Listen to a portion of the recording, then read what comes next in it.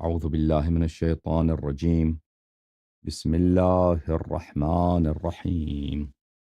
الحمد لله الذي يعلم عجيج الوحوش في الفلوات ومعاصي العباد في الخلوات واختلاف النينان في البحار الغامرات وتلاطم الماء بالرياح العاصفات.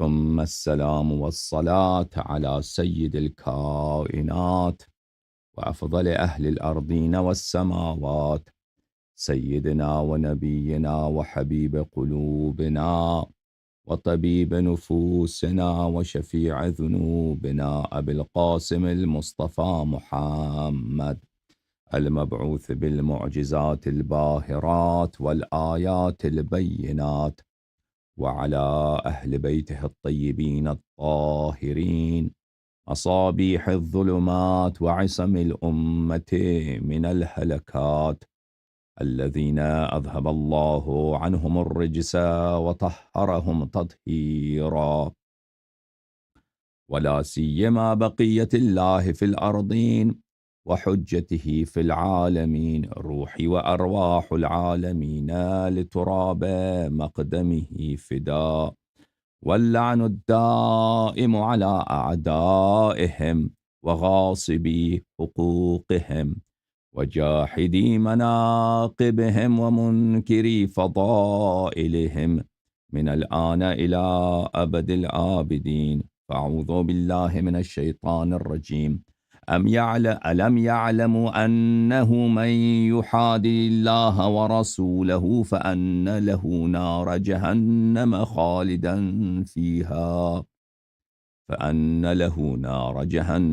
خالدا فيها ذلك الخزي العظيم. صدق الله العلي العظيم. اللهم صل على محمد وآل محمد.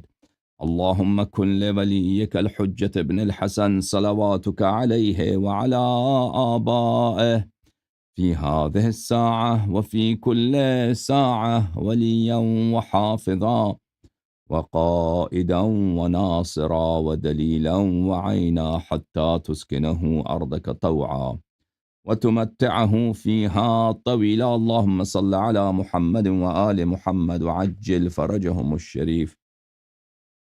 محترم ناظرین، السلام علیکم ورحمۃ اللہ تعالی وبرکاتہ۔ امید کرتے ہیں کہ آپ جہاں بھی ہیں اور اس پروگرام کو دیکھ رہے ہیں، اللہ تعالی ہمیں اور آپ کو خیر دنیا اور خیر آخرت عنایت فرمائے۔ پروردگار عالم ہمارے قلوب میں نور محبت اہل بیت طاہرین علیہم السلام اور ان کے دشمنوں سے براءت کی نور بر دے، اور پروردگار عالم ہمیں آل محمد علیہم السلام کے سچے اور مخلص شیعوں میں شامل فرمائے۔ پروردگار عالم ہمارے اموات کی مغفرت فرمائے، اور پروردگار عالم ہماری اور ہمارے بچوں کی مغفرت فرمائے، اور پروردگار عالم شفاعت اہل بیت طاہرین علیہم السلام ہمارے نصیب اور ہمارے اموات کے نصیب اور ہمارے اولاد کے نصیب فرمائے، اور پروردگار عالم تا روز قیامت ہمیں راہ حق اہل بیت علیہم السلام پہ چلنے کی توفیق عنایت فرمائے۔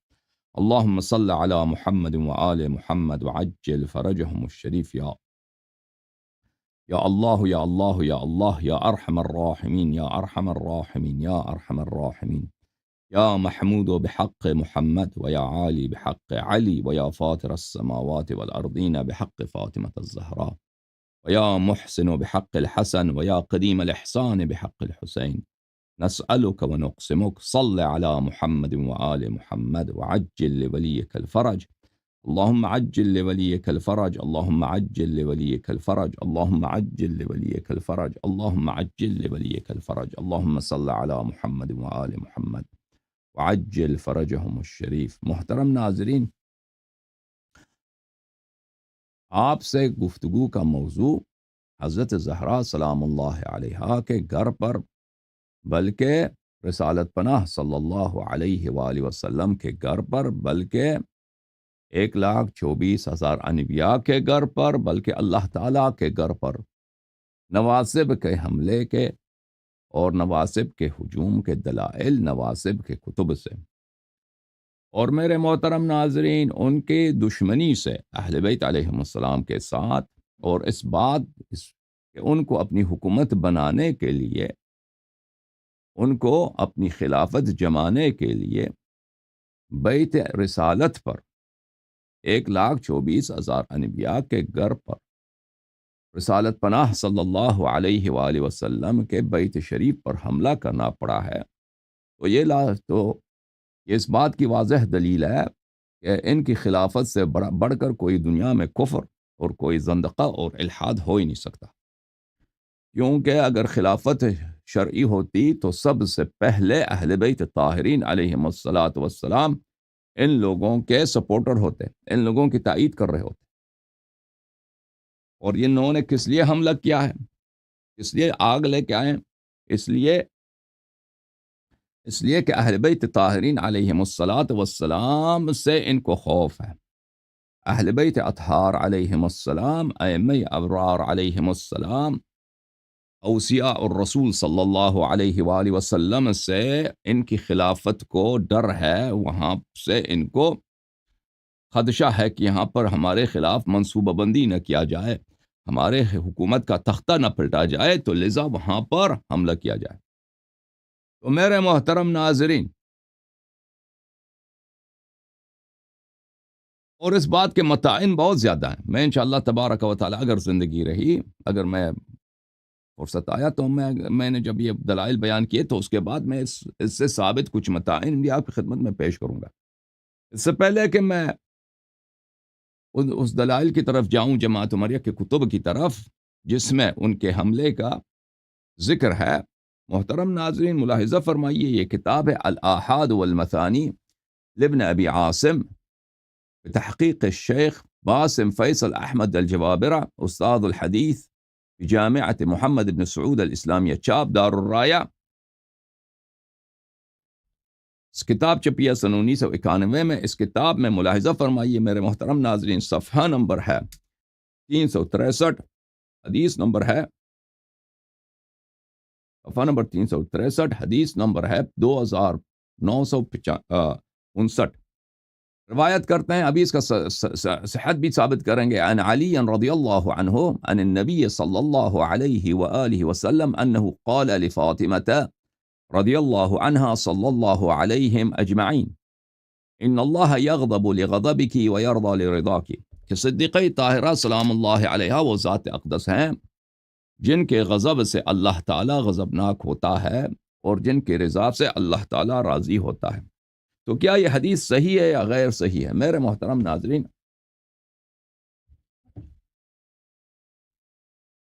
ملاحظہ فرمائیے، یہ کتاب ہے المعجم الکبیر للطبرانی، جلد نمبر 1، المعجم الکبیر للطبرانی، جلد نمبر 1،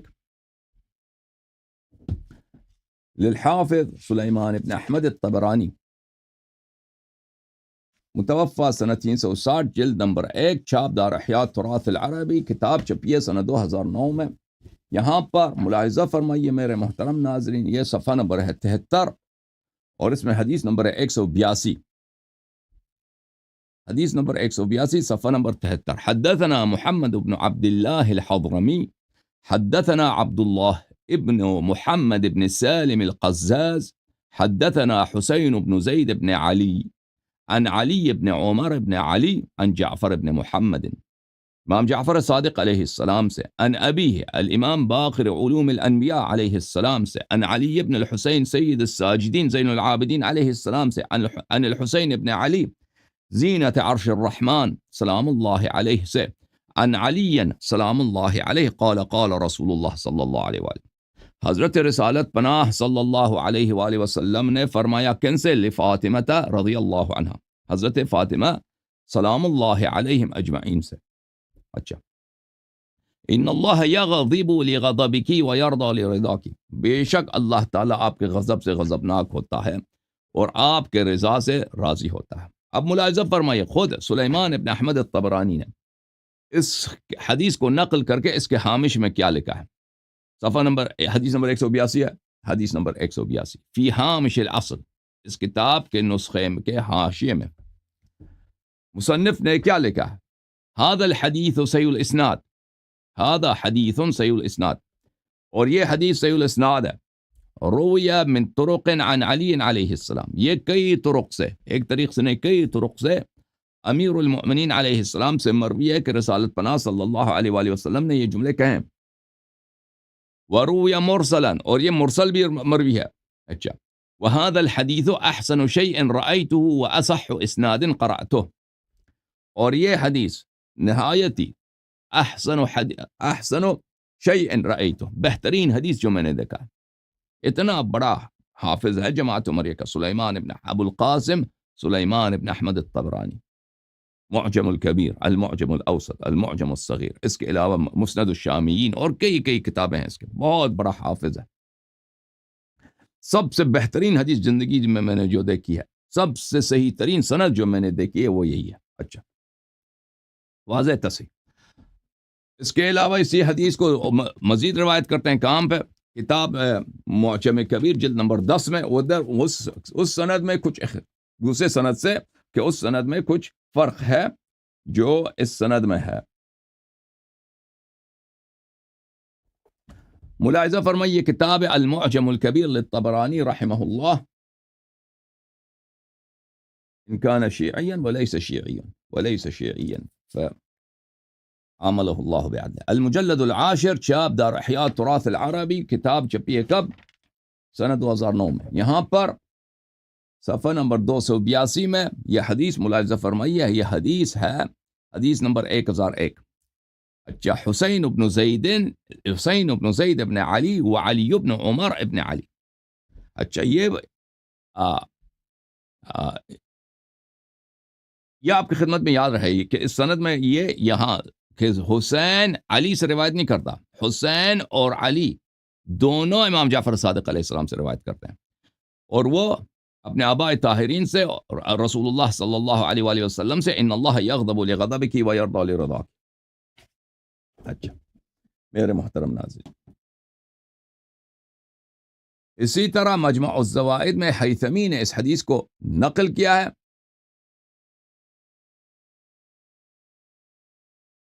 یہ کتاب ہے مجمع الزوائد ومنبع الفوائد، الجزء التاسع، طبع دار الفکر.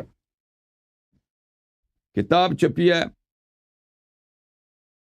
سنہ 1994 میں. ملاحظہ فرمائیے اس حدیث کو نقل کرنے کے بعد یہ ہے صفحہ نمبر 328، حدیث نمبر 15204. ورواه الطبرانی و اسنادہ حسن، اس نے بھی اس حدیث کی تحسین کیا ہے کہ اس کی سند حسن ہے، حجت ہے. کہ رسول اللہ صلی اللہ علیہ وآلہ وسلم نے حضرت زہرا سلام اللہ علیہا سے فرمایا ان اللہ یغضب لغضبک ویرضی لرضاک. اچھا، اللہ آپ کا بھلا کرے میرے محترم ناظرین. اس کے علاوہ اس حدیث کو نقل کیا ہے حافظ ابو نعیم الاصبہانی نے اپنے کتاب فضائل الخلفاء الاربعہ، کتاب فضائل الخلفاء الاربعہ وغیرہم، تعلیف الحافظ ابو نعیم الاصبہانی، شاب دار البخاری للنشر والتوزیع، المدینہ المنورہ، سنہ 1997 میں کتاب چھپی ہے. صفحہ نمبر 124 میں الفضیلہ الخامسہ، 5ویں فضیلت حضرت زہرا سلام اللہ علیہا کی، حدیث نمبر 140. انہ قال یا فاطمہ ان اللہ یغضب لغضبک ویرضی لرضاک. حضرت رسول صلی اللہ علیہ وسلم کا وہ جملہ جو ہم آپ کی خدمت میں پیش کر چکے ہیں. اس کے علاوہ حافظ ابن عساکر نے کتاب تاریخ مدینہ دمشق میں، تاریخ مدینہ دمشق، تالیف الحافظ ابن عساکر، الجزء الثالث، چاپ دار الفکر، سن 1995 میں چھپی ہے، صفحہ نمبر 156. اپنے سند کے ساتھ حافظ ابو یعلا الموصلی کے طریق سے روایت کرتے ہیں علی ان النبی صلی اللہ علیہ وآلہ وسلم قال، کہ نبی صلی اللہ علیہ وآلہ وسلم نے فرمایا، کن سے؟ زہرا سلام اللہ علیہا سے، یا فاطمہ ان اللہ تبارک و تعالی لیغضب، وقال الحیری یغضب من دون اللہ، اس سے فرق نہیں پڑتا، لغضبک ویرضی لرضاک. اچھا، اللہ تعالیٰ آپ کو جزائے خیر دیں. اس کے علاوہ میرے محترم ناظرین، حافظ ابن حجر عسقلانی نے کتاب الاصابہ میں اس حدیث کو نقل کیا ہے، اور بہت سارے دوسروں نے اس روایت کو نقل کیا ہے. اچھا، اسی طرح اس حدیث کو نقل کیا ہے، اس کی تصحیح کی ہے الحاکم النیسابوری نے کتاب المستدرک میں، یہ کتاب المستدرک علی الصحیحین ہے للحاکم النیسابوری، المستدرک علی الصحیحین، جلد نمبر 3، چاپ دار الفکر، کتاب چھپی ہے سنہ 2009 دار الفکر بیروت میں۔ ملاحظہ فرمائیے میرے محترم ناظرین، یہاں پر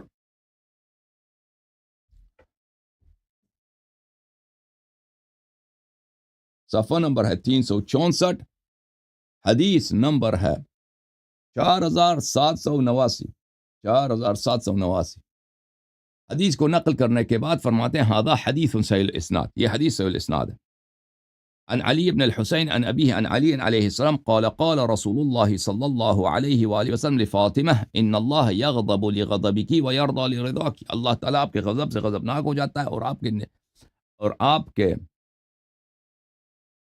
رضا سے راضی ہو جاتا ہے۔ اچھا، انہوں نے تصحیح کیا۔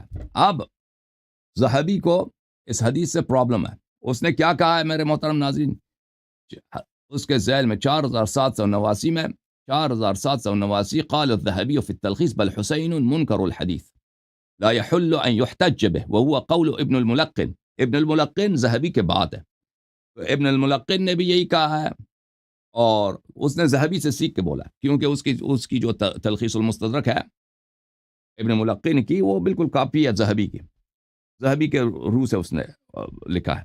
اچھا، ذہبی نے کیا کیا کہ حسین منکر الحدیث ہے، حسین ابن زید ابن علی امام زین العابدین علیہ السلام کے جو پوتے ہیں وہ منکر الحدیث ہیں، اور اس سے جائز نہیں کہ کوئی احتجاج کرے۔ تو میرے محترم ناظرین، یہ حدیث منکر ہے اور یہ حدیث اس میں نکارہ ہے۔ نکارہ کس کو بولتے ہیں عزیز؟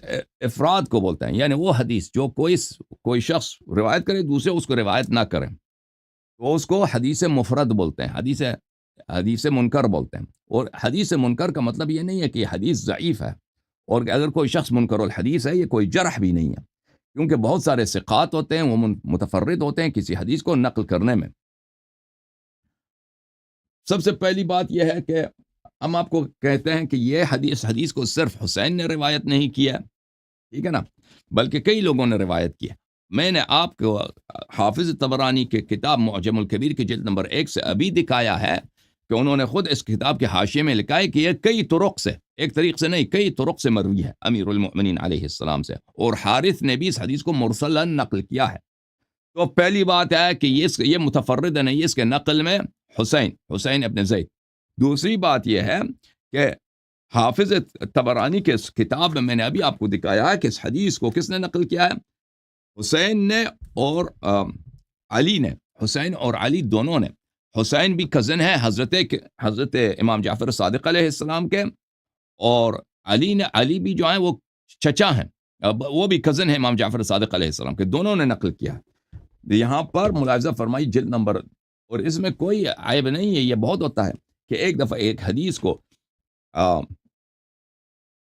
ایک شیخ ایک راوی سے نقل کرتا ہے اور وہ راوی اپنے استاد سے نقل کرتا ہے، اور دوسری مرتبہ ایک حدیث کو وہی راوی ایک شیخ سے نقل کرتا ہے اور اسے اپنے شیخ کے شیخ کو بھی دیکھتا ہے، اس سے بھی نقل کرتا ہے۔ تو اس میں کوئی تعجب نہیں ہے، اس طرح بہت واقع ہوتا ہے۔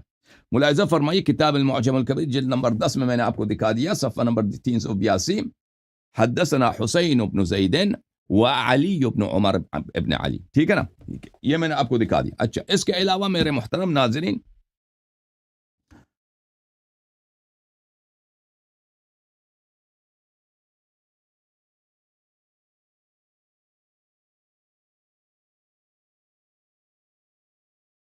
خود یہی حافظ الذہبی کتاب لسان المیزان میں جو شخص منکر حدیث نقل کرتا ہے اس کے متعلق یہ کہتا ہے، یہ کتاب لسان المیزان، معاف کیجیے گا، یہ حافظ ابن حجر ہے، اور میزان الاعتدال حافظ ذہبی کی ہے، اور لسان المیزان جو اس کا تلخیص اور تحقیق اور تنقیح ہے وہ حافظ ابن حجر کی ہے۔ لسان المیزان لابن حجر الاسقلانی بتحقیق الشیخ عبد الفتاح ابو غدہ، جزء ثالث، چاپ المطبوعات الاسلامی فی حلب۔ یہاں پر ملاحظہ فرمائیے میرے محترم ناظرین، صفحہ نمبر 201 میں الحسین ابن فضل بجلی میں کے ترجمے میں، اس کے بعد اللہ آپ کا بھلا کرے، اس کے ترجمے میں یہ جملہ حافظ ابن حجر کا ملاحظہ فرمائیے، فلو كان كل من روى شيئا منكرا استحق ان يذكر في الضعفاء لما سلم من المحدثين احد، کہ جو بھی شخص اگر ہم اس کو جرح قرار دے دیں، اس نے کیا کہا، دیکھیں کسی نے بھی حسین ابن علی ابن زید جو ہیں، اس حسین ابن زید ابن علی، اس پہ کسی قسم کا جرح نہیں ہے، اس پر کسی قسم کا کسی کتاب میں کوئی جرح نہیں ہے، سوائے کتاب ابن ابی حاتم الرازی میں، کہ ابن ابی حاتم اپنے والد سے پوچھتا ہے کہ حسین ابن زید ابن علی کے متعلق آپ کیا کہتے ہیں، کہتا ہے بلے یعرف و اس کا حدیث جو ہے، اس کے احادیث تعرف و تنکر، اس کے حدیث پہچانے جاتے ہیں لیکن ہم اس کا انکار کرتے ہیں، اس کے حدیث کا ہم انکار کرتے ہیں، اور یہ کوئی جرح نہیں ہے، کیونکہ جرح غیر مفسر ہے، اور میں نے آپ کو دکھا دیا ہے کہ بہت سارے جماعت عمریہ کے محدثین علماء کی جرح کرتے تھے صرف مذہبی تعصبات کی وجہ سے، یہ پہلی بات ہے۔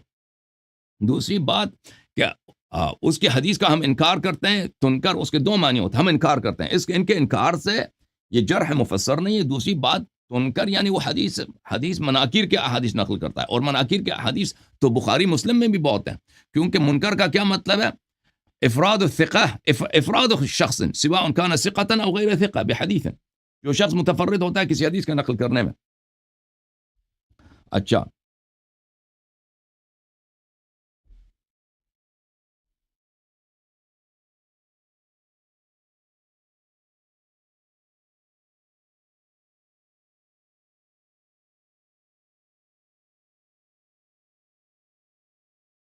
یہ کتاب ہے میزان الاعتدال فی نقد الرجال، تالیف الذہبی، خود ذہبی کی کتاب، چاپ دار المعرفہ، یہاں صفحہ نمبر 118 میں احمد ابن عبید ابن ناصح کے متعلق وہ نقل کرتے ہیں ابن عدی سے، وهو عندي من اہل الصدق مع هذا كله ويحدث بمناکیر، گرچہ وہ مناکیر نقل کرتا ہے لیکن وہ ثقہ ہے، وہ صدوق ہے، اہل الصدق ہے، یہ مناکیر نقل کرتا ہے، کیونکہ منکر کا ہم ابھی آپ کو دکھائیں گے کہ منکر کا جو ہے، منکر بولتے ہیں کس کو ہیں۔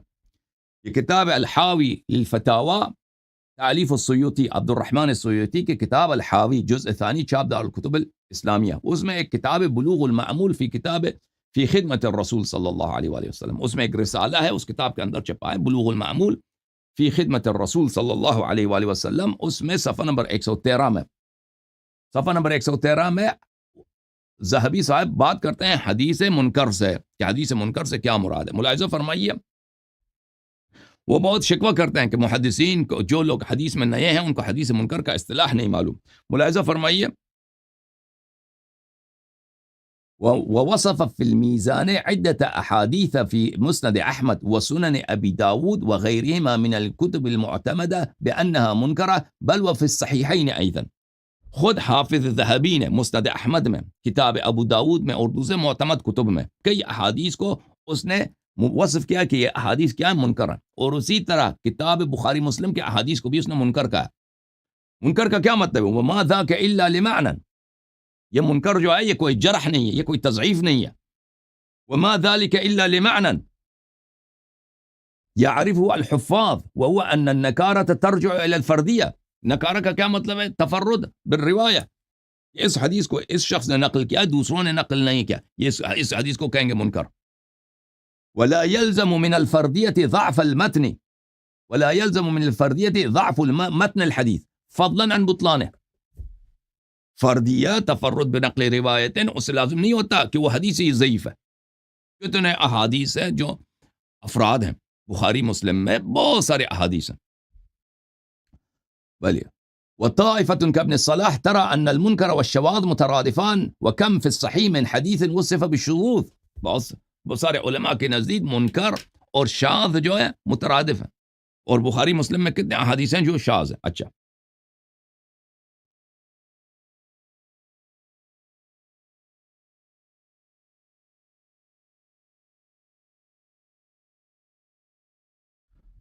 تو یہاں پر اس نے جو کہا ہے کہ یہ حدیث منکر ہے، میرے محترم ناظرین، اس نے یہ حسین منکر الحدیث ہے، کہاں سے آپ بولتے ہیں کہ حسین منکر الحدیث ہے؟ جب آپ کے اعلام نے خود بولا ہے، پہلی بات ہے کہ اس کو دوسری اسانید کے ساتھ بھی حدیث مروی ہے اور اس پہ کوئی جرح بھی نہیں ہے، اور اس پہ خود ذہبی اپنے کتاب، میں نے اس کی کتابوں میں دیکھا ہے، یہ خود اپنی کتاب میں میزان الاعتدال میں حسین ابن زید کے متعلق، یا کاشف میں، یا میزان الاعتدال میں حسین ابن علی ابن زید کے متعلق، حسین ابن زید ابن علی کے متعلق یہ کہتا ہے کہ اس میں کوئی جرح نہیں جانتا، لیکن میں نے اس کی ایک حدیث دیکھا ہے، اس کے حدیث میں نکارا ہے، انشاءاللہ یہ منکر نہیں ہوگا. سمجھ میں آئی نا؟ تو اس صرف حدیث کو دیکھ کر اس کی وجہ سے اس نے جرح کیا ہے، نہ کہ یہ شخص اس کے میں، کیونکہ اس کے حدیث جو ہے بخاری کو، مسلم کو نہیں لگتی، مسلم اس کو ذہبی کے تعصب کے ساتھ اس کی نہیں بنتی ہو.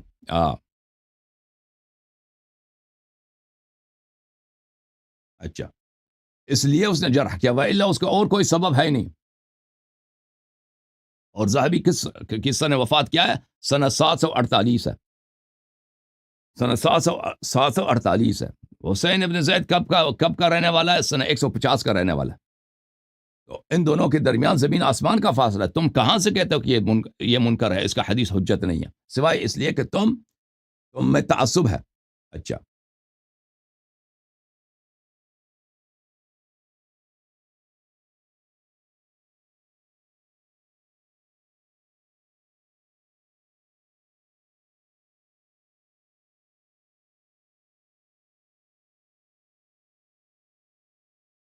اور ذہبی کے تعصب کو دیکھیں.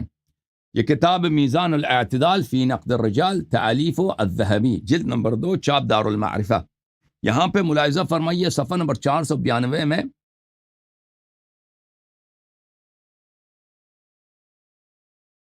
یہ صفحہ نمبر 492 ہے، ترجمہ نمبر 4560، عبداللہ ابن محمد ابن سالم القزاز المفلوج، اس کے ترجمے. ما علمت به بأسا، اس میں مجھے کوئی نہیں معلوم کہ اس میں کوئی جرح ہے اس شخص میں. قد حدث عنہ ابو داود والحفاظ، ابو داود السجستانی اور بہت بڑے حفاظ اس کے شاگرد رہے ہیں. اچھا، یہ بہت بڑا شیخ حدیث ہے. الا انہ اتی بما لا يعرف، لیکن وہ ایک ایسا حدیث لے کے آیا جس کو میں نہیں جانتا. او بھائی، تو نہیں جانتا اس حدیث کو، اور وہ حدیث کون سا ہے؟ وہ یہی حدیث ہے، قال رسول اللہ صلی اللہ علیہ وسلم لفاطمہ ان اللہ یغضب لغضبک ویرضى لرضاک. تم اس کو دیکھو، اس نے ایک جرح کے طور پر کہ اس نے کیوں اس حدیث کو نقل کیا. یہ بہت بڑا محدث ہے، ابو داؤد سجستانی، بڑے بڑے حفاظ نے ان کی شاگردی کی ہے، لیکن اس نے ایک ایسی حدیث نقل کی ہے جس کو میں نہیں جانتا، جو معروف نہیں ہے. تیرے پاس معروف نہیں ہے، اس کا مطلب یہ نہیں ہے کہ یہ کوئی جرح ہے. اچھا، ملاحظہ فرمائیے،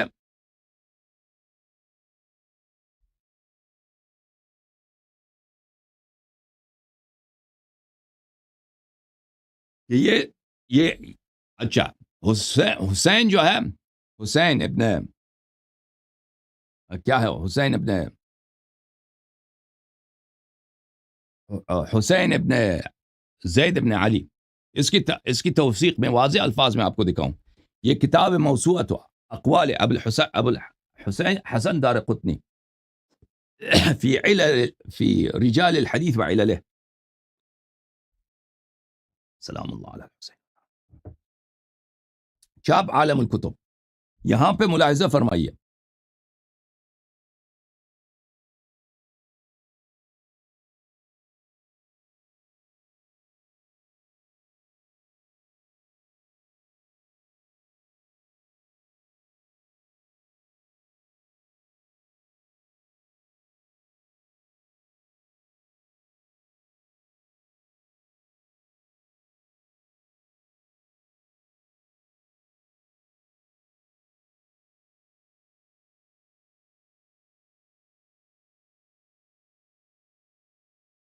صفحہ نمبر 213 میں،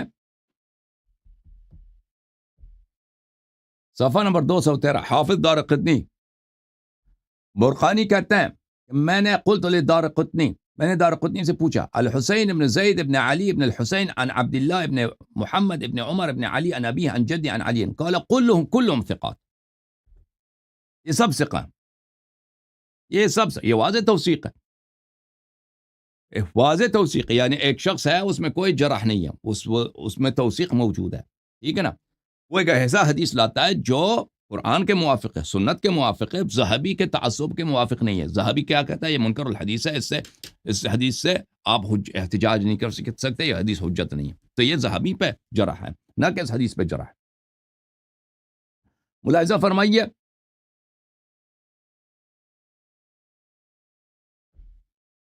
یہ کتاب ہے فتح الملک العلی بصحت حدیث باب مدینة العلم علی، تعلیف الحافظ احمد ابن محمد ابن صدیق الغماری. یہ احمد ابن محمد ابن صدیق الغماری، یہ تقریباً اس کی وفات ہے سنہ 1975 1980.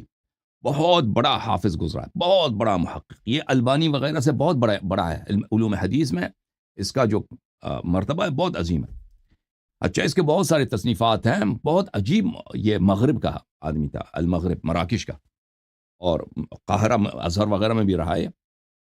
یہاں پر میرے اسی کتاب باب مدینۃ العلم علی، کتابیں اس کے بہت عجیب ہیں علوم حدیث میں. صفحہ نمبر 99 میں بلکہ 98 میں، وَأَمَّا الذَّهَبِي فلا، ذہبی کے متعلق، یہ خود جماعت عمریہ کا بہت بڑا محدث ہے. فلا ينبغي ان يقبل قوله في الاحاديث الوارده بفضل علي عليه الصلاه والسلام. کہتے ہیں کہ ذہبی کے کوئی بھی جرح امیر المؤمنین علی علیہ الصلوۃ والسلام کے احادیث کی فضیلت کے احادیث میں وہ اگر اس کی کوئی جرح وارد ہو، اس ذہبی کی بات کو نہ مانا جائے. کیوں؟ فانه كان اذا وقع نظره عليها اعترته حده اتلفت شعوره وغضب اذهب وجدانه حتى لا يدري ما يقول وربما سب ولعن من روى فضائل علي عليه السلام. کیونکہ جب ذہبی کی نظر پڑتی تھی کسی حدیث میں کہ اس میں امیر المؤمنین علی علیہ الصلوۃ والسلام کے فضائل، اس کو ایک ایسا غضب آ جاتا تھا، اس کو ایک ایسی دیوانگی اس پہ طاری ہو جاتا تھا کہ وہ بھول جاتا تھا کہ اس کے منہ سے کیا نکل رہا ہے.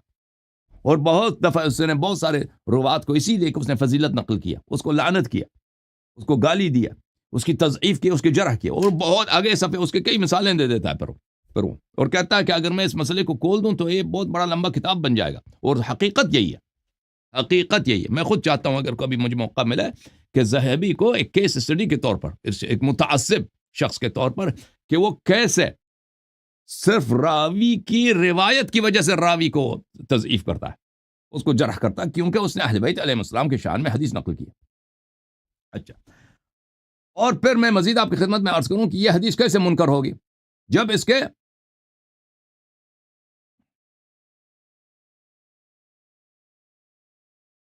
یہ حدیث اس کے موافق میں بخاری مسلم میں احادیث موجود ہیں. وہ ان کو دکھانے سے پہلے میرے محترم ناظرین، یہ میں کنز العمال بھی دکھا دوں کہ سیوطی نے جمع الجوامع میں، اور متقی ہندی کیونکہ وہ جمع الجوامع ہی ہے، کنز العمال میں اس کو روایت کیا.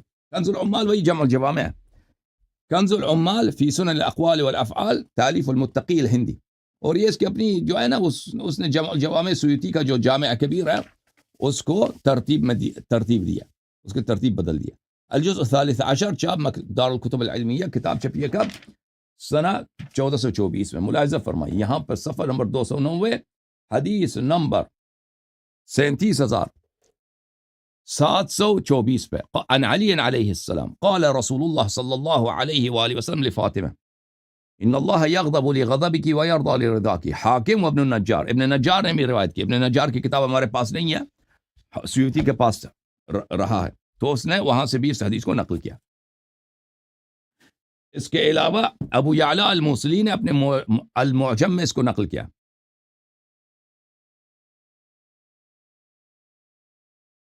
معجم شیوخ ابی یعلا الموصلی.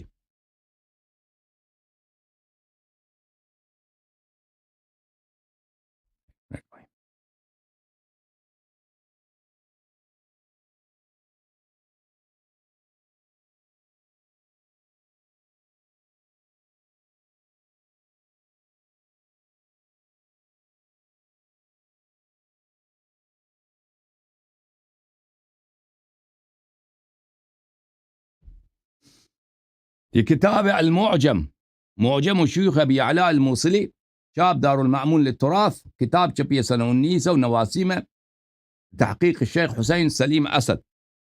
اس کتاب میں آپ کو لے کے چلوں گا میرے محترم ناظرین، صفحہ نمبر 132 میں.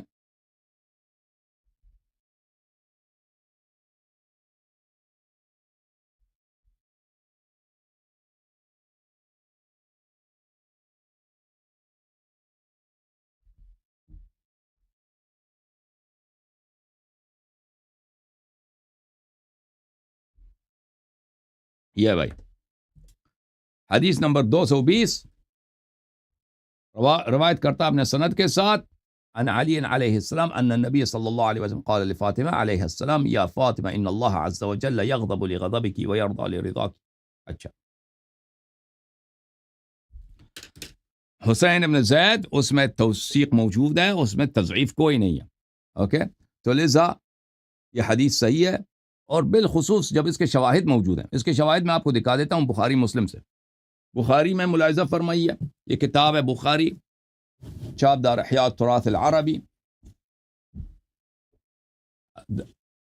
البخاری چاپ دار احیاء التراث العربی، کتاب چھپی ہے سنہ 2001 میں. ملاحظہ فرمائیے صفحہ نمبر 760 میں باب مناقب قرابت رسول اللہ صلی اللہ علیہ وآلہ قال النبی صلی اللہ علیہ وآلہ فاطمہ سیدۃ نساء اہل الجنہ. اور اس کے بعد میرے محترم ناظرین مسور ابن مخرمہ سے فاطمہ بضعۃ منی فمن اغضبها اغضبنی. فاطمہ سلام اللہ علیہا میرا بضعہ ہے. بضعہ کس کو بولتے ہیں میرے عزیز؟ بضعہ بولتے ہیں گوشت کے ٹکڑے کو، گوشت کا ٹکڑا، میرے گوشت کا ٹکڑا ہے، یعنی میرے وجود کا ٹکڑا ہے، میرا حصہ ہے. نہایت قرب. فا کس لیے ہوتا ہے؟ فا ہوتا ہے تفریح کے لیے، یعنی ما قبل ما بعد کا سبب ہے، کیونکہ وہ میرے گوشت کا حصہ ہے، وہ میرا گوشت و خون ہے، وہ نہایت قرب مجھ سے رکھتی ہے، تو اس لیے جو ان کو غضب نہ کرے وہ مجھے غضب نہ کرتا ہے. تو اگر یہ تفریح ہے نبی صلی اللہ علیہ وآلہ وسلم کی، تو اس سے دوسری سائڈ بھی بنتا ہے نا، جو ان کو راضی کرے تو نبی صلی اللہ علیہ وسلم کو بھی راضی کر دیتا ہے. اور اللہ اور رسول صلی اللہ علیہ وسلم کا غضب اور رضا دو چیزیں نہیں ہیں، ٹھیک ہے نا، دو چیز ایک ہی چیز ہے. جس پہ اللہ کا غضب ہے اس پہ رسول صلی اللہ علیہ وسلم کا بھی غضب ہے، جس پہ رسول صلی اللہ علیہ وسلم کا غضب ہے اس پہ اللہ کا بھی غضب ہے. جس سے رسول صلی اللہ علیہ وسلم راضی ہیں اللہ بھی اس سے راضی ہے. تو اس کا مطلب یہ ہے کہ یہ حدیث جو بخاری کی حدیث ہے وہ مستدرک کی حدیث اور معجم کبیر کی حدیث ان اللہ یغضب لغضبک ویرضى لرضاک، اس کی بہت واضح شاہد ہے، یہ اس کی بہت بڑے واضح ثبوت ہے کہ وہ حدیث صحیح ہے. اس کے علاوہ پھر بخاری میں میرے محترم ناظرین ملاحظہ فرمائیے،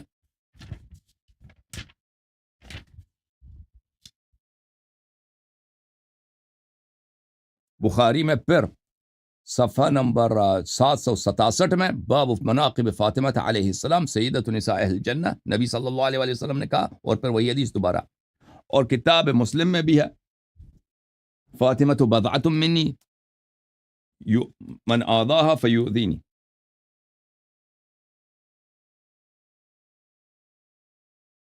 یؤذینی ما آذا، یہ ہے صحیح مسلم، چاپ کہاں کی ہے؟ دارالفکر کی ہے، سنہ 2010 کی چھپی ہے. ملاحظہ فرمائیے صفحہ نمبر 1218 حدیث نمبر 6202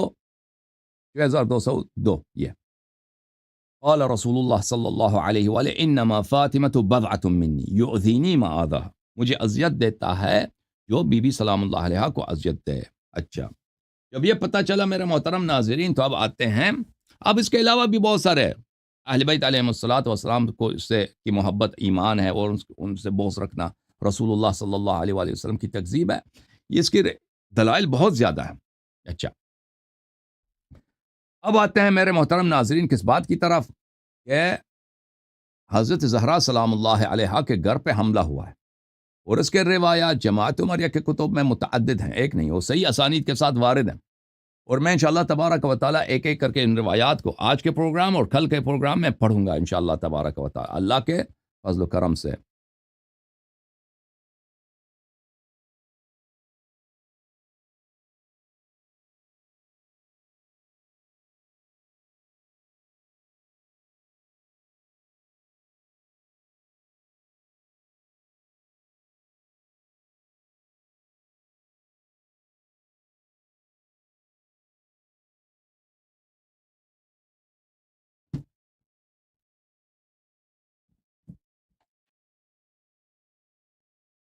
میرے محترم ناظرین، یہ کتاب ہے المصنف فی الاحادیث والآثار لابن ابی شیبہ الکوفی. المصنف في الأحاديث والآثار لابن أبي شيبة الكوفي الجزء الثامن چاپ دار الفکر. کتاب چھپی ہے سنہ 1429 دار الفکر بیروت لبنان میں. اس کتاب میں ملاحظہ فرمائیے میرے محترم ناظرین صفحہ نمبر 572 میں یہ حدیث ہے، حدیث نمبر 4 ہے. حدثنا محمد بن بشر حدثنا عبید اللہ ابن عمر عن زید ابن اسلم عن ابیہ اسلم. اچھا، یہ حدیث جو ہے، یہ کتاب کا مصنف کون ہے میرے محترم ناظرین؟ کتاب کا مصنف ہے حافظ ابن ابی شیبہ الکوفی. ابن ابی شیبہ الکوفی اللہ آپ کا بھلا کرے، بہت بڑے روات میں سے ہیں اور بہت بڑے حفاظ میں سے ہیں. بخاری، مسلم وغیرہ ان سب نے ان سے حدیث نقل کیا.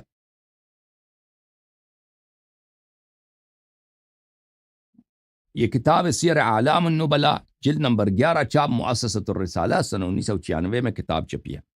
یہاں پر صفحہ نمبر 122 ابن ابی شیبہ الکوفی، خا میم دال سین قاف. ابن ابی شیبہ بخاری نے حدیث نقل کی ہے، مسلم نے نقل کی ہے، ابو داود، نسائی اور ابن ماجہ ان سب نے ان سے حدیث نقل کیا. ان کے متعلق کہتا ہے الامام العلم سید الحفاظ وصاحب الكتب الكبار المسند والمصنف والتفسیر ابو بکر العبسی مولاہم الکوفی. مولاہم اس بولتے ہیں یعنی بنی عبس میں سے نہیں ہے، اصل ان کا جو ہے موالی میں سے. اچھا، وہو من اقران احمد ابن حنبل و اسحاق ابن راہوی. یہ ان ہم صنف ہیں، احمد ابن حنبل، اسحاق ابن راہوی وعلی ابن المدینی فی السن والمولد والحفظ ویحیی ابن معین اسن منہم بسنوات. اس کے بعد اگلے صفحے میں حدث عنہ الشیخان و ابو داود و ابن ماجہ و روایہ و نسائی. ان لوگوں نے ان سے حدیث نقل کیا. اچھا بلیے.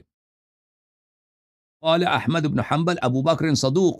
ابو بکر، یہ جو ہے ابو بکر ابن ابی شیبہ، یہ صدوق ہے. احمد بن عبداللہ العجلی نے کہا کہ یہ ثقہ ہے، حافظ للحدیث. تو اس کی توثیق کی ضرورت نہیں ہے کیونکہ یہ بہت بڑا حافظ ہے. اور وہ کن سے روایت کرتا ہے میرے محترم ناظرین؟ یہ المصنف ہے، کتاب المصنف. یہ کن سے روایت کرتا ہے بھائی؟ یہ روایت کرتے ہیں حدثنا محمد بن بشر حدثنا عبید اللہ ابن عمر حدثنا زید بن اسلم عن ابیہ.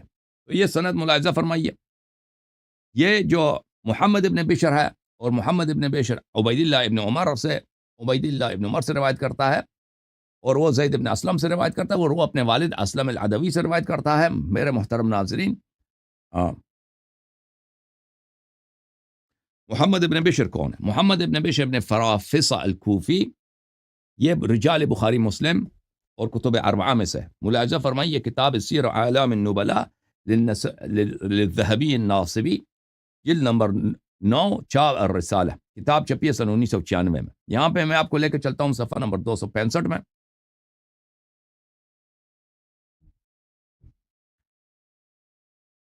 تو صفحہ نمبر 265، محمد ابن بشر عین. محمد ابن بشر کیا ہے؟ عین ہے، یعنی رجال بخاری، مسلم اور کتب اربعہ میں سے. تو اس پہ کوئی جرح ہوتی نہیں ہے کیونکہ بخاری مسلم کے رجال میں سے.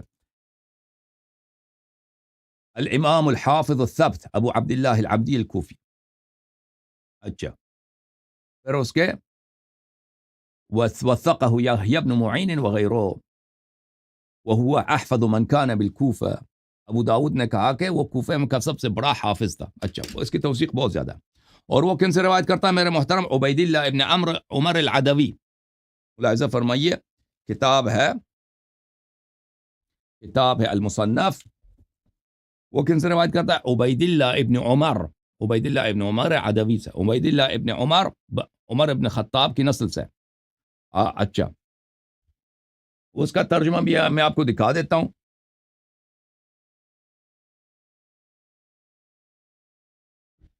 کتاب ہے سیر اعلام النبلاء جلد نمبر 6 چاپ مؤسسۃ الرسالہ. کتاب چھپی ہے سن 1996 میں.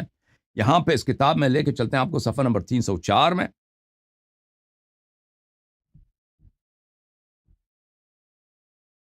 عبید اللہ ابن عمر ابن حفص ابن عاصم ابن عمر بن الخطاب. یہ عمر بن الخطاب کے پرپوتے ہیں. یہ بھی عین ہے. اس کی ولادت سنہ 70 کے بعد ہے. اچھا، اور اللہ آپ کا بھلا کرے. یحیی بن معین عبید اللہ من الثقات. اس کی توثیق توثیق واضح ثابت ہے ان کے پاس، یہ رجال بخاری مسلم میں سے ان پہ کوئی جرح نہیں ہے اور یہ کوئی متنازع فی شخصیت نہیں ہے۔ وہ کن سے روایت کرتے ہیں؟ وہ زید ابن اسلم سے روایت کرتے ہیں۔ زید ابن اسلم اپنے والد اسلم عدوی سے روایت کرتے ہیں۔ زید ابن اسلم کون ہے؟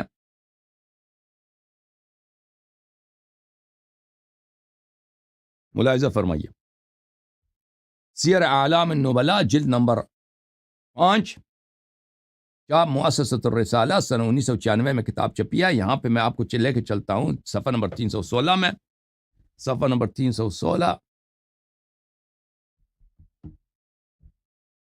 زید ابن اسلم، زید ابن اسلم عین رجال بخاری مسلم اور کتب اربعہ، الامام الحجہ القدوہ، بہت بڑا عالم۔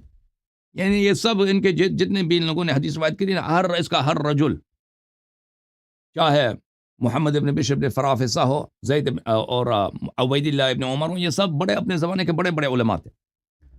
حدث عنہ مالک ابن انس وسفیان الثوری والاوزاعی وفلان۔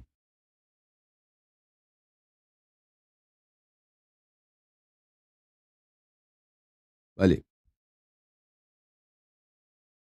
یہ اس کی توثیق، اور یہ جو ہے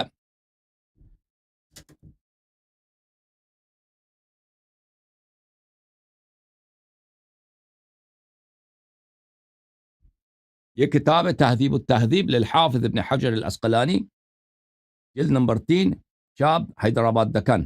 یہاں پہ آپ کو لے کے چلتے ہیں صفحہ نمبر 395 میں،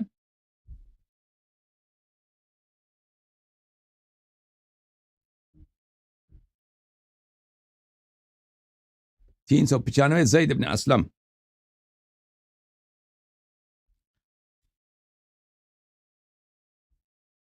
عین، یہ اس نے ابھی تصحیح ہے کہ کتب بخاری مسلم اور کتب اربعہ کے رجال میں سے زید بن اسلم العدوی۔ اچھا، اور اس کی توثیقات یہاں پہ بہت سارے توثیقات اس نے نقل کیا۔ وقال یعقوب بن شیبہ ثقہ، وقال احمد وابو زرعہ وابو حاتم ومحمد بن سعد ونسائی وابن خراش ثقہ، یہ سب ان سب لوگوں نے شہادت دیا کہ یہ زید بن اسلم ثقہ ہے۔ تو اس کی توثیق میں کوئی کسی قسم کی کوئی نہیں ہے، کسی قسم کی کچھ بھی اشکال نہیں ہے۔ اس کے بعد اسلم ہے، اسلم مولا عمر بن الخطاب، اس کو ابو زید بھی کہتے ہیں، ابو خالد بھی کہتے ہیں۔ وہ عمر بن الخطاب کا غلام تھا، اس نے روایت کی، تو اس کی وہ بھی کتب اربعہ رجال بخاری مسلم میں سے، اس کے فضائل بہت زیادہ ہیں ان کی کتابوں میں۔ یہ کتاب سیر اعلام النبلاء جلد نمبر 4، چاپ سن 1996۔ یہاں پہ آپ کو لے کے چلتے ہیں صفحہ نمبر 98 میں،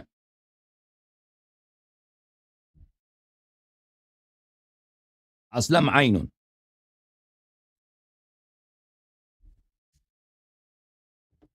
اسلم عین الفقیہ الامام۔ بھلے یہاں پہ اللہ آپ کو بلا کرے، اس کے توثیقات بہت زیادہ ہیں، اس میں کوئی کسی قسم کا، اس کے وثاقت میں کسی قسم کا نزاع نہیں ہے اسلم کے۔ تو اس کے سب رجال جو بخاری مسلم کے رجال ہیں، اور یہ حدیث بشرط بخاری اور مسلم صحیح ہے۔ اچھا، اب آپ کی خدمت میں عرض کروں، یہ سند ملاحظہ فرمائیے پھر، کتاب مصنف فی الاحادیث والآثار میں جلد نمبر 7، بلکہ یہ جلد نمبر کون سا ہے؟ جلد نمبر 8 ہے، جلد نمبر 8، صفحہ نمبر 572، حدیث نمبر 4، محمد ابن بشر ابن فرافصہ الکوفی روایت کرتے ہیں عبید اللہ ابن عمر العدوی سے، وہ روایت کرتے ہیں زید ابن اسلم العدوی سے، وہ اپنے ابی والد اسلم سے۔ تو یہ جو یہ سلسلہ سند جو ہے بخاری میں بہت سارے مقامات میں آپ کو ملے گا، بہت زیادہ ملے گا، اور مسلم میں بھی اسی طرح۔ مثلا محمد ابن بشر عبید اللہ سے جب روایت کرتا ہے، محمد ابن بشر ان عبید اللہ ابن عمر، یہ بخاری میں اللہ آپ کا بلا کر یہ بہت زیادہ مقامات پر موجود ہے۔ میں آپ کو دکھا دیتا ہوں، یہ سند جو ہے نا، یہ وہ سند یہ ہے کہ بخاری اور مسلم کے بہترین اسانید میں سے یہ ہے۔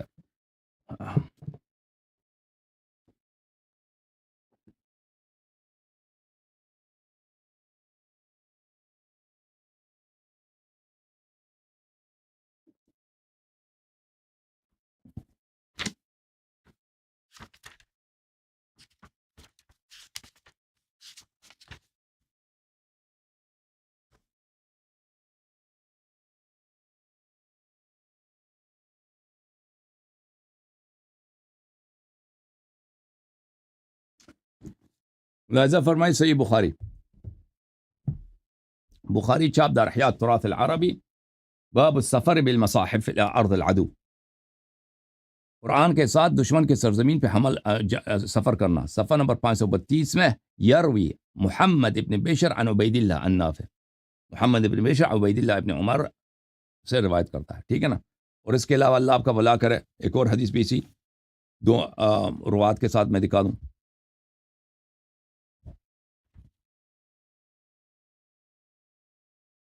یہ صفحہ نمبر 654 ہے اور یہ حدیث 3682 ہے.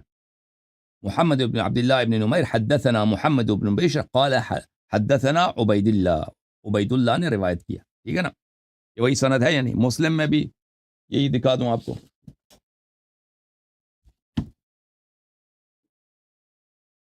کتاب صحیح مسلم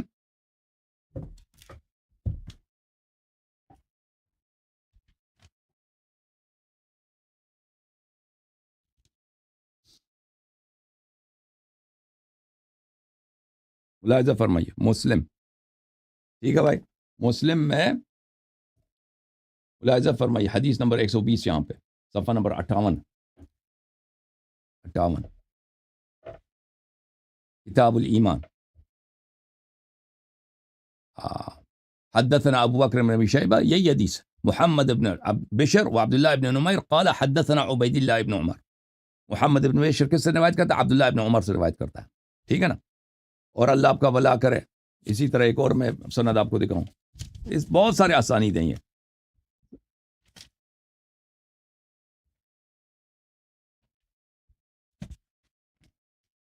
صفحہ نمبر 148 میں ملاحظہ فرمائیے حدیث نمبر 500. ابو بکر بن ابی شیبہ حدثنا محمد بن بشر العبدی حدثنا عبید اللہ ابن عمر، وہی سند جو ہمارے جس کو ہم ڈسکس کر رہے ہیں نا. اب جو ہے زید ابن اسلم اپنے والد سے روایت کرتا ہے، وہ تو بہت زیادہ ہے. زید ابن اسلم اپنے والد سے روایت کرتا ہے، یا محمد یا عبداللہ ابن عمر یا زید ابن اسلم سے روایت کرتا ہے. اس پہ تصریح کیا، تہذیب الکمال میں حافظ مزی نے تصریح فرمایا، وہ میں آپ کو دکھاؤں تہذیب الکمال میں.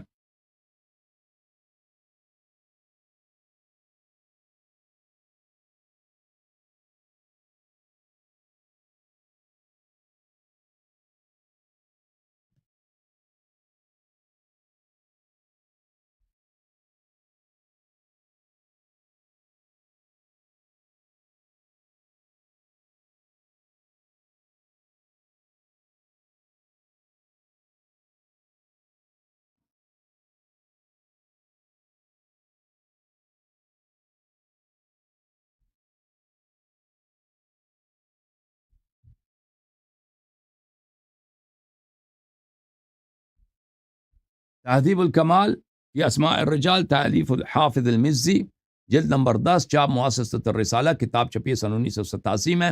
یہاں پہ آپ کو لے کے چلتے ہیں صفحہ نمبر 12 میں، 10 11 12. یہاں پہ زید ابن اسلم کا ترجمہ شروع ہوتا ہے. زید ابن اسلم کا ترجمہ جب شروع ہوتا ہے میرے محترم ناظرین، یہاں پہ زید ابن اسلم ادوی، ٹھیک ہے نا. یہاں پر کن لوگوں نے اس سے حدیث نقل کیا ہے؟ یہ صفحہ نمبر 14 روا عنہ، صفحہ نمبر 14 میں کن لوگوں نے اس سے حدیث نقل کیا؟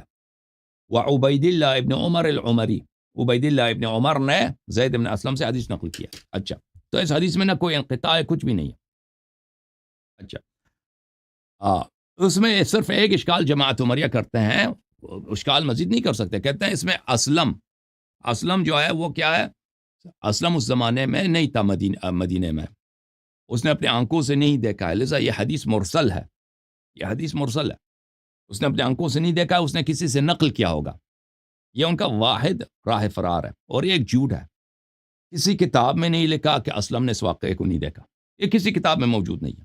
یا اس سال اسلم مدینے میں نہیں تھا، یہ کسی کتاب، یا اسلم بعد میں مدینے میں آئے، یہ کسی کتاب میں نہیں. یہ ایک جھوٹ ہے، انہوں نے مشہور کر دیا، ایک جھوٹ مشہور کر دیا. بلکہ اسلم جو ہے میرے محترم ناظرین، میں آپ کو دکھاؤں گا کہ اسلم جو تھا وہ بعض علماء نے یہاں تک کہہ دیا کہ وہ صحابی ہے، وہ پرانے تابعین میں سے ہے یا صحابی ہے، اور اس کی کوئی دلیل نہیں ہے کہ وہ اس وقت مدینے میں نہیں تھا. میں آپ کو کچھ دلائل دکھا دوں اس بات کے.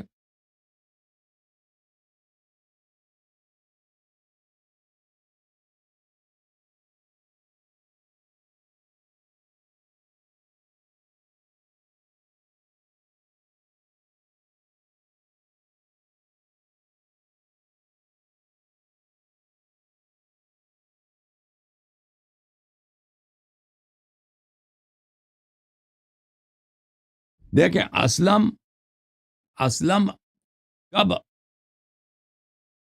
پہلی بات ہے کہ اسلم کی جو وفات ہے سن 65 سے پہلے، سن 65 سے پہلے، اور وہ اس کا وفات کے وقت اس کی عمر تھی 110 کے لگ بھگ اس کی عمر تھی. جب اس کا، کیونکہ اس کے وفات میں یہ لکھا گیا ہے کہ اس پہ نماز کس نے پڑھائی ہے؟ نماز مروان ابن الحکم نے اس پہ کے جنازے پہ نماز پڑھی ہے. مروان ابن الحکم کا وفات ہے سن 65. تو اسلم کا وفات جو ہے سن 65 سے پہلے ہے.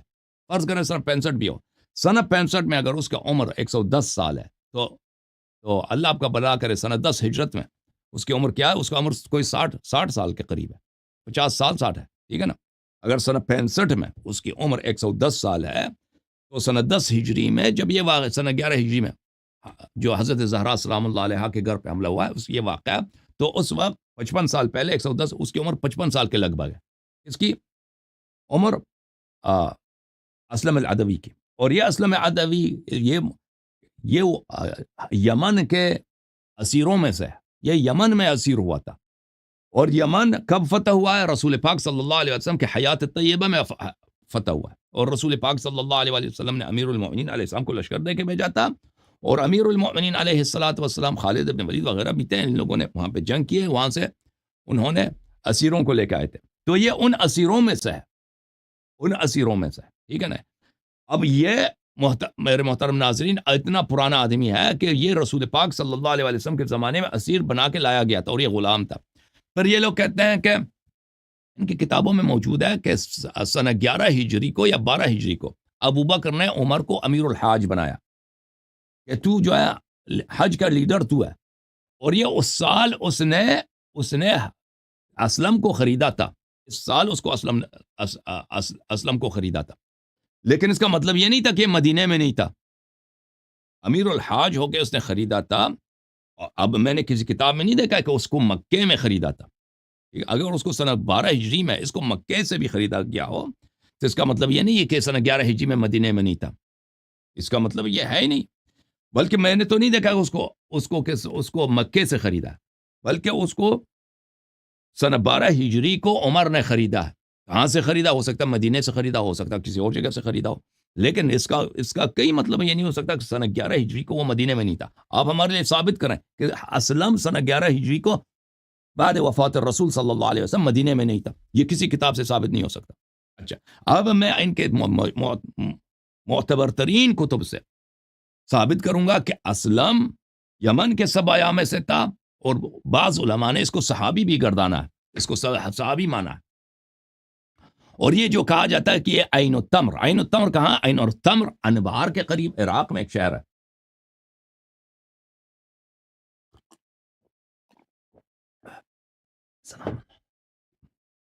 سلام اللہ علیہ الحسین لعنت اللہ علیہ یزید. عین التمر انبار کے قریب ایک شہر ہے عراق میں، اور یہ ابو بکر کے زمانے یا عمر کے زمانے میں فتح ہوا تھا. یہ وہاں کے اسیروں میں سے ہے. یہ مردود قول ہے، غیر قابل قبول ہے. یہ یمن کے اسیروں میں سے. ملاحظہ فرمائیے، یہ کتاب ہے التاریخ الکبیر. کس کی کتاب ہے؟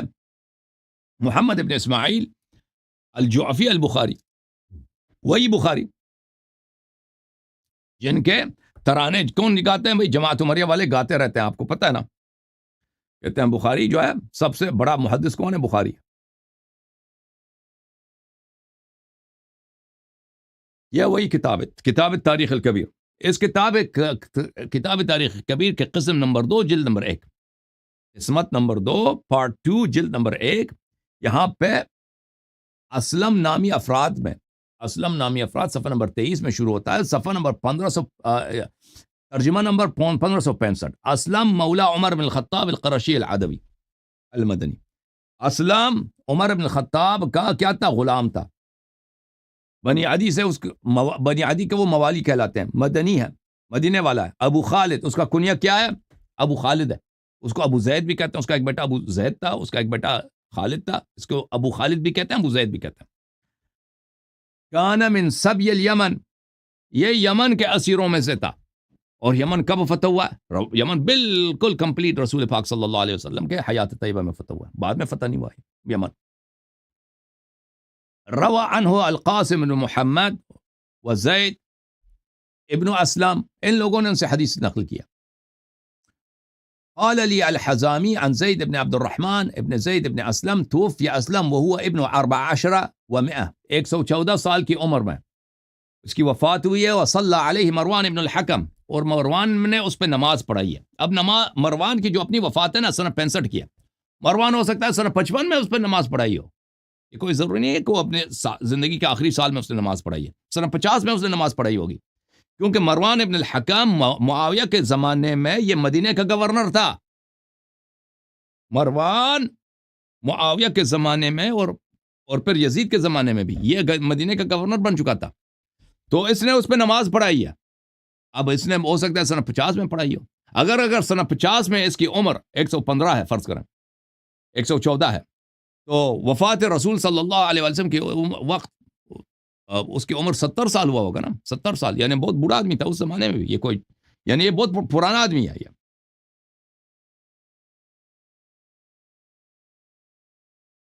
اور روایت کرتے ہیں بعث ابو بکر عمر بن الخطاب سنہ 11 فاقام الناس للحج وابتاع فيها اسلم. ابو بکر نے عمر کو سنہ 11 ہجری میں امیر الحاج بنایا تھا. تو اس سال سنہ 11 میں اسلم کو اس نے خریدا تھا. سنہ 11 میں اسلم کو خریدا تھا. یہ نہیں کہا کہ سنہ 11 میں مکے میں اس کو خریدا ہے, ٹھیک ہے نا, سنہ 11 میں اس کو خریدا. اور یہ رجل مدنی ہے, ٹھیک ہے نا, اس میں کہیں نہیں لکھا کہ اس کو مکے سے خریدا تھا. کہ آپ کہ کہہ دیں کہ بھئی پر یہ تو مدینے میں تھا ہی نہیں. اگر وہ مکے سے خریدا بھی ہو نا تو اس کا نتیجہ ہی نہیں بن سکتا کہ وہ مدینے میں وفات رسول صلی اللہ علیہ وسلم کے بعد وہ مدینے میں نہیں تھا, کیونکہ وہ بڑا فاصلہ ہوتا ہے. غلام آدمی ہے بھائی, اس کو مولا مدینے میں ابھی کل اس کو مکے لے کے جا رہا ہے, اس سے کوئی فرق پڑتا ہی نہیں ہے.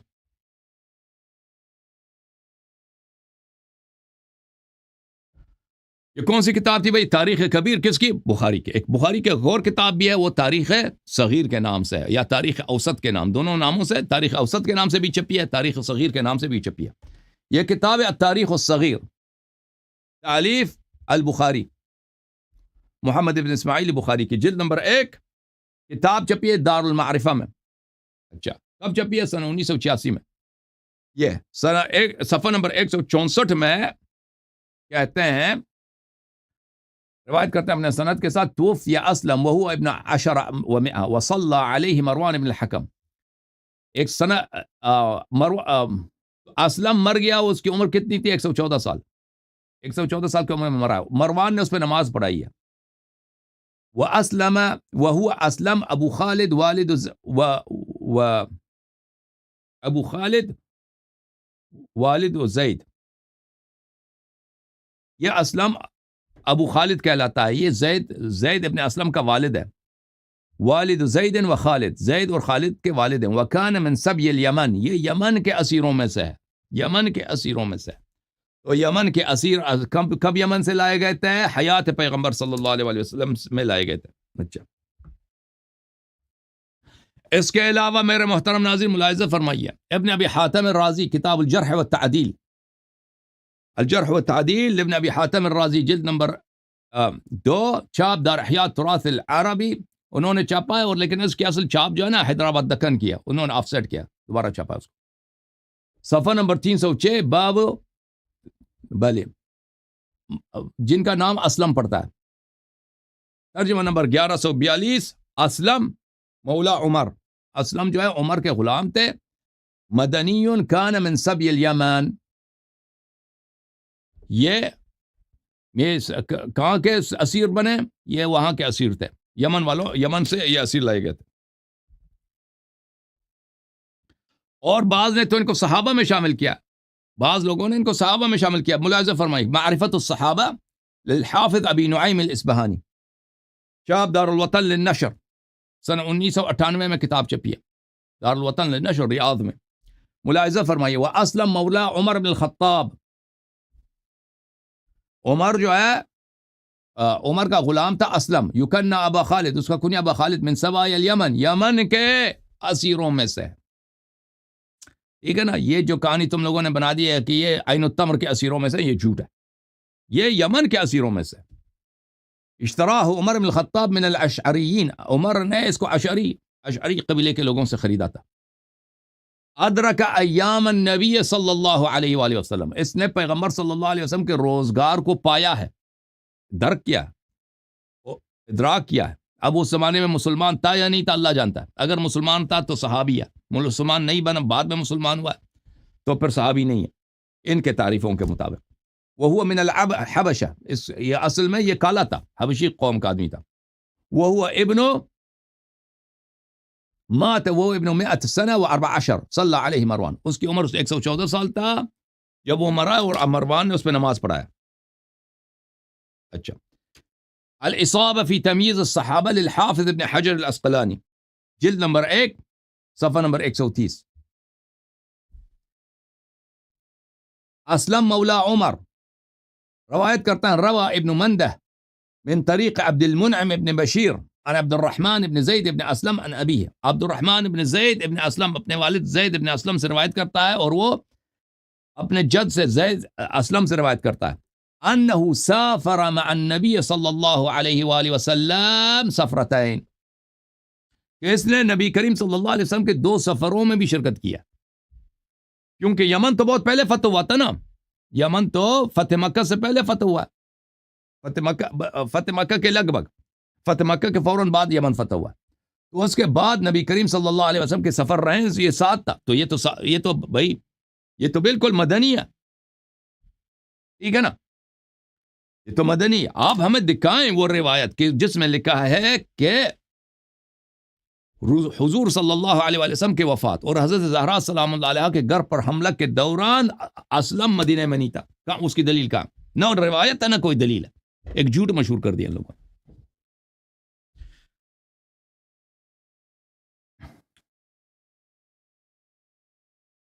تو کہتے ہیں والمعروف ان عمر اشترى اسلم بعد وفات النبی صلی اللہ علیہ وسلم. معروف یہ ہے کہ عمر نے اس کو وفات نبی صلی اللہ علیہ وسلم کے بعد خریدے. ان دونوں باتوں میں کوئی وہ نہیں ہے، کوئی تضاد ہے نہیں جو ابن حجر سمجھ رہا ہے کہ اس میں دو باتوں میں تضاد ہے.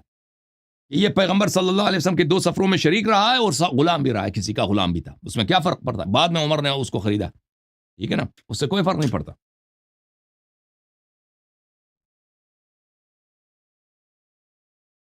یہ کتاب الاسامی والکنا، تعلیف احمد الحاکم لابی احمد الحاکم الکبیر محمد ابن محمد الکرابیسی، متوفى سنہ 378، جلد نمبر 3، شاب الفاروق الحدیثہ، کتاب چھپی سنہ 2015 میں. اچھا، یہاں پہ ملاحظہ فرمائیں باب الزائی میں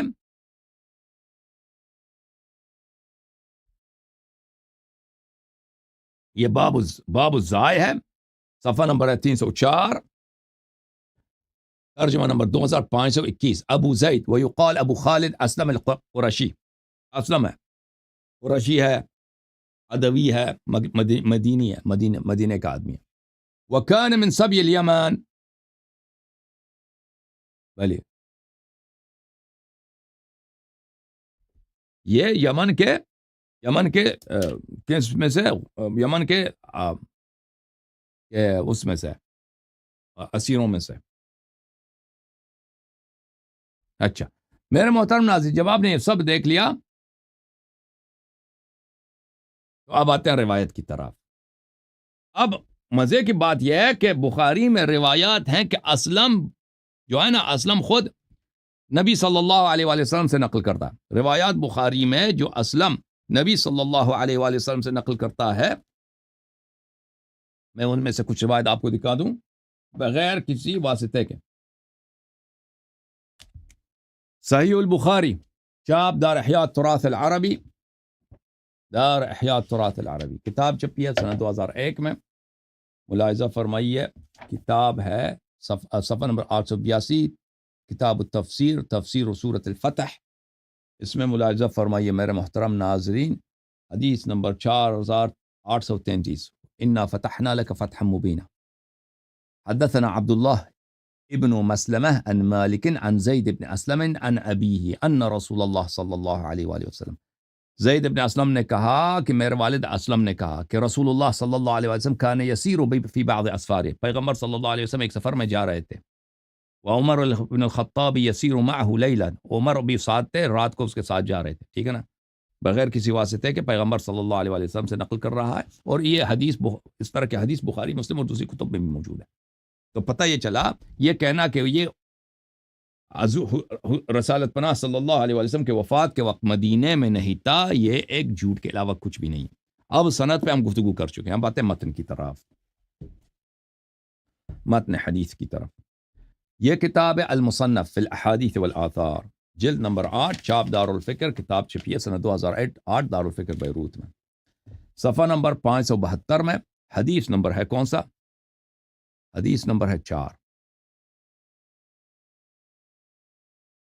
حدثنا محمد بن بشر حدثنا عبید اللہ ابن عمر حدثنا زید بن اسلم حدثنا زید بن اسلمہ عن ابیہ اسلمہ انه حین بویع لابی بکر، اسلم نے کہا کہ جب ابو بکر کے ساتھ بیعت ہو گئی بعد رسول اللہ صلی اللہ علیہ وآلہ وسلم، رسول پاک صلی اللہ علیہ وسلم کے وفات کے بعد، كان علی والزبیر يدخلان على فاطمة بنت رسول اللہ صلی اللہ علیہ وآلہ وسلم، علی علیہ السلام اور زبیر ابن العوام حضرت زہرا سلام اللہ علیہا کے پاس جاتے تھے اور ان سے مشورہ کرتے تھے، وَيَرْتَجِعُونَ فِي أَمْرِهِمْ، اور کہ ہم کیا کریں، ابو بکر کے ساتھ بیعت ہوا ہے۔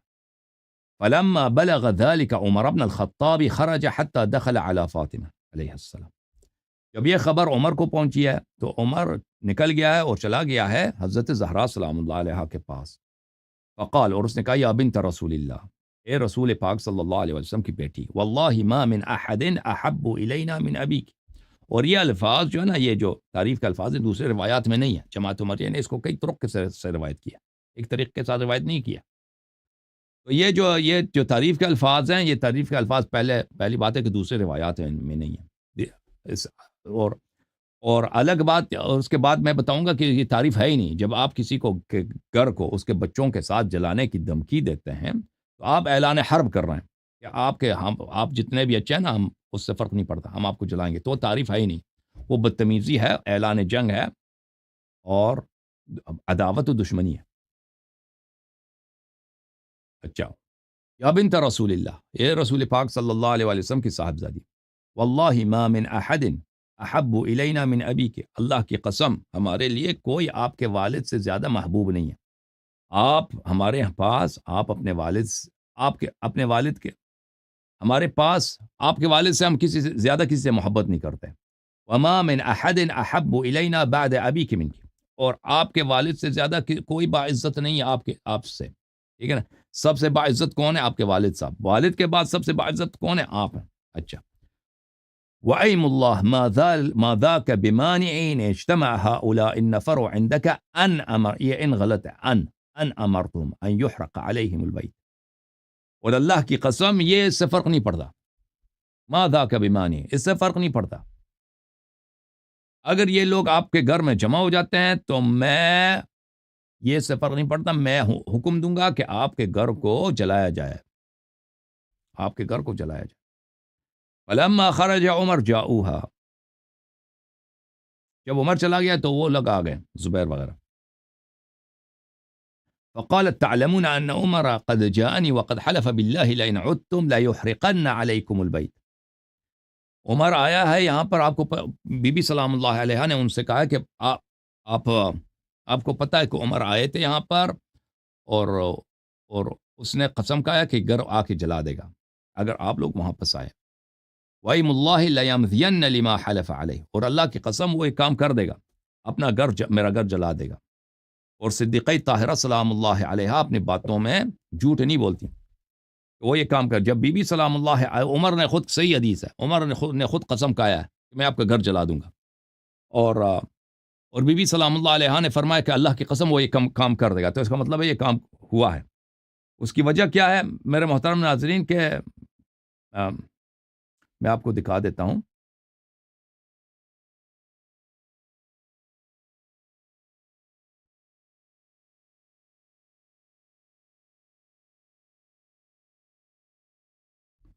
یہ کتاب ہے المقصد الأولى في زوائد أبي يعلى الموصلي. المقصد العلي في زوائد أبي يعلى الموصلي، تأليف الحافظ الهيثمي، جزء الثالث، چاپ دار الکتب العلمیہ. یہاں پہ میں آپ کو لے کے چلتا ہوں میرے محترم ناظرین صفحہ نمبر 203 میں.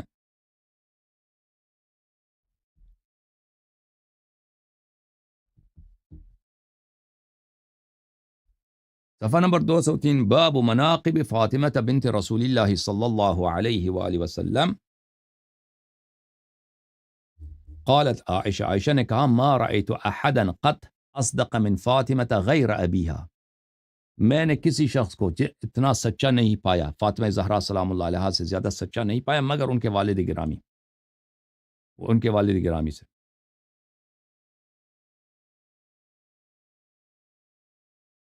وَكَانَ بَيْنَهُمَا شَيْءٌ، رسول اللہ صلی اللہ علیہ وسلم اور عائشہ کے درمیان کوئی مسئلہ تھا. فقالت یا رسول اللہ صلحا فإنها لا تكذب، تو عائشہ نے کہا کہ یا پیغمبر یا رسول اللہ ان سے پوچھیں آپ کی بیٹی جھوٹ نہیں بولتی. اچھا میں ایک اور حدیث آپ کو دکھاؤں، صحیح حدیث.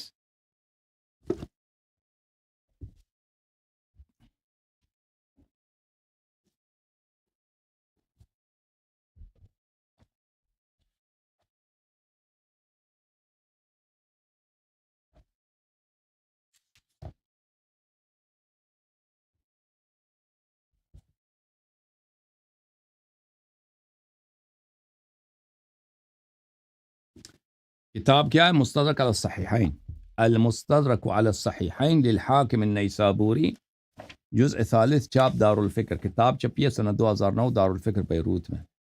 صفحہ نمبر 371 ہے، حدیث نمبر ہے 4817، 4817. عن عائشہ هذا حدیث صحیح علی شرط مسلم، یہ حدیث صحیح بشرط مسلم. 4817 وافقہ الذہبی فی التلخیص علی شرط مسلم، ذہبی نے بھی کہا کہ یہ حدیث بشرط مسلم صحیح ہے. عن عائشہ سے روایت انہا کانت اذا ذکرت فاطمہ بنت النبی صلی اللہ علیہ وآلہ، جب حضرت بی بی صدیقۃ الطاہرہ سلام اللہ علیہا کا ذکر پاک ہوتا تھا تو عائشہ یہ کہتی تھی ما رأيت احدا كان اصدق لہجة منها الا ان يكون الذي ولدها، میں نے حضرت فاطمہ زہرا سلام اللہ علیہا سے زیادہ سچی اور صادق القول اور صادق اللہجہ کسی کو نہیں پایا مگر ان کے والد گرامی، مگر ان کے والد گرامی. ٹھیک ہے نا. تو یہ اور بخاری کی روایت میں نے آپ کو دکھا دیا، سیدۃ نساء اہل الجنہ، اور اللہ تعالیٰ نے ان سے سب انما یرید اللہ لیذھب عنکم الرجس اہل البیت ویطہرکم تطہیرا، وہ مطہر ہیں جھوٹ سے، خطا سے. ٹھیک ہے نا. تو ملاحظہ فرمائیے، کتاب ہے المصنف فی الاحادیث والآثار، جزء ثامن، چاپ دار الفکر، صفحہ نمبر 572، حدیث نمبر 4. باب کون سی بھائی؟ باب ما جاء فی خلافت ابی بکر، ابو بکر کی خلافت، اس میں حدیث نمبر 4.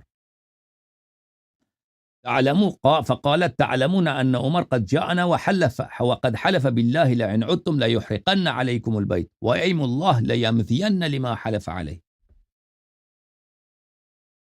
بی بی سلام اللہ علیہا نے فرمایا کہ آپ لوگوں کو پتہ ہے کہ عمر ادھر آئے تھے، اور عمر نے کہا ہے کہ میں اگر آپ لوگ ادھر آ جائیں تو میں گھر جلا دوں گا، گھر جلا دوں، اور اللہ کی قسم وہ یہ کام کر دے گا.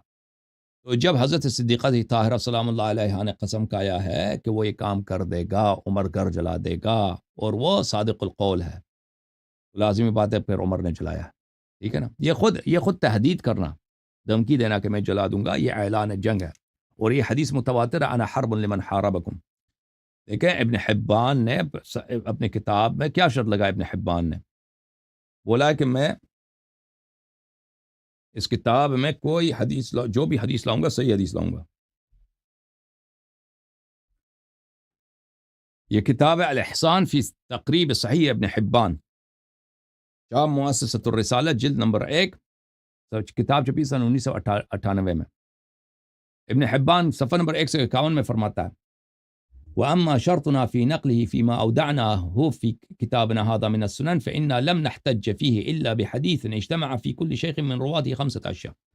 کہتے ہیں کہ میں نے اس کتاب کو جو جمع کیا صحیح ابن حبان، اس میں میرا شرط یہ ہے کہ اس کے ہر راوی میں یہ شروط ہونی چاہیے: العدالہ، عادل ہو، صادق القول ہو، عاقل ہو، العلم، عالم ہو، یہ شروط ہونے چاہیے. اور پانچواں کیا؟ التعری خبر ہو عن التدلیس، المتعری خبر عن التدلیس، اور وہ مدلس بھی نہ ہو. ٹھیک ہے نا؟ پھر وہ مزید گفتگو کرتا ہے کہ عدالت سے کیا مراد ہے، صدق سے کیا مراد ہے، عقل، علم وغیرہ. تو اس کے ہر راوی میں کیا شرط ہے؟ عدالہ، صدق، عقل، علم، اور تعری اور خالی ہونا تدلیس سے. پھر اگلے صفحے میں فرماتا ہے فمن صح عندنا منہم انہ عدل احتججنا وقبلنا ما رواہ. اگر کوئی اس شرائط پہ ہے تو ہم اس کتاب میں اس کے حدیث کو لے کے آئیں. تو ان شرائط کے بعد میرے محترم ناظرین، ابن حبان کے صحیح ابن حبان کے جلد نمبر 15 چاپ مؤسسۃ الرسالہ سن 1991 میں کتاب چھپی ہے.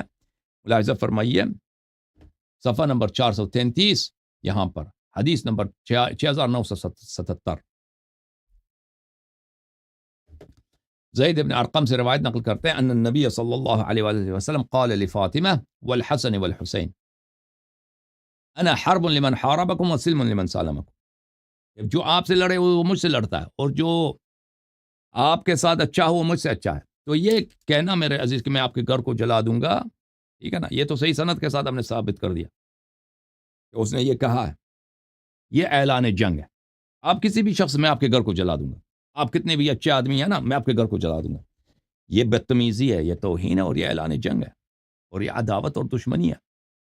اعلان جنگ، حضرت زہرا سلام اللہ علیہ سے جنگ کرنا، اعلان جنگ کرنا رسالت پناہ صلی اللہ علیہ وسلم سے اعلان جنگ ہے، صحیح حدیث کی روح سے. اور یہ حدیث صرف زید بن ارقم سے نہیں ہے، اس کے طرق میں آپ کو بتاؤں، میں کبھی آپ کو دکھاؤں گا انشاءاللہ تبارک و تعالی.